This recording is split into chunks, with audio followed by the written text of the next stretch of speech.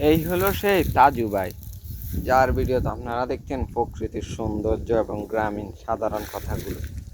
আসলে দেখুন, এই হলো পেয়ারা গাছ। তো এই পেয়ারা গাছে পেয়ারা ধরছে, কিন্তু পেয়ারা ধরছে অনেক ভরপুর। তো পিছনে আছে কলা গাছ, কলা গাছেও কলা ধরছে। তো তাজু ভাইয়ের কন্টেন্টে ছিল এরকম সাধারণ কথা, এরকম সাধারণ বাক্য বিনিময়। তো আমাদের গ্রাম অঞ্চল আসলে অনেক সৌন্দর্যময়, যা তাজু ভাই উপস্থাপন করতে পারছে। তো জীবনে অনেক কিছুই চলার পথে দেখেন, অনেক কিছুই শোনেন, কিন্তু গ্রামীণ সৌন্দর্যের কথা শুনলে আপনার চোখ আসলে কপালে উঠে যাবে। গ্রামের যে সংস্কৃতি, গ্রামের যে সৌন্দর্য, আসলে এটা মুখে বলার মতো। দেখুন, কিছুক্ষণ পর হয়তো বৃষ্টি আসবে। বৃষ্টি আসার আগ মুহূর্তে কীরকম ঝড়ো হাওয়া এবং কি যে একটা সৌন্দর্য পরিবেশ, তা আপনি শুধু গ্রাম অঞ্চলে উপভোগ করতে পারবেন।